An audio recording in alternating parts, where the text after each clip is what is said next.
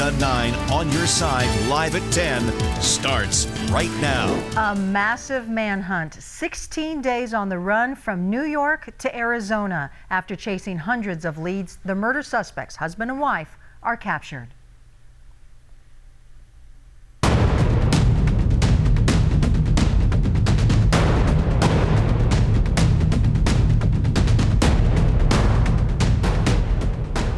Good evening. Thank you for joining us. I'm Valerie Cavazos. Pat has the night off, 16 days on the run. And now Blaine and Susan Barksdale are back behind bars. U.S. Marshals and a long list of agencies nabbed the couple missing for more than 2 weeks after they overwhelmed 2 civilian guards, bringing them from New York State to Tucson for prosecution. Now on your sides, Craig Smith has details on what led to the capture. They're a married couple, murder suspects, and they were fugitives. Here at the Phoenix Federal Courthouse, we learned how the U.S. Marshals and a multi-agency effort brought in the Barksdales.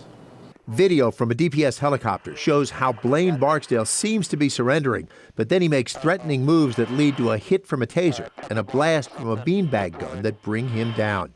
A tip led the Marshals to a tiny place called Pumpkin Center on the edge of the Tonto National Forest.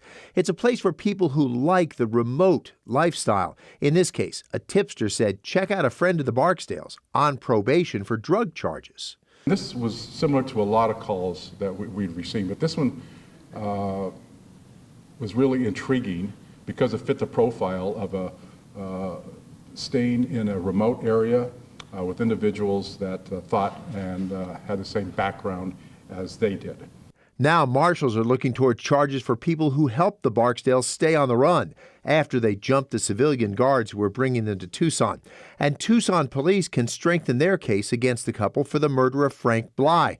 Captain James Scott is leading Tucson's case. He remembers when he heard the Barksdales escaped. When I was advised of it that night, you can imagine what came out of my mouth.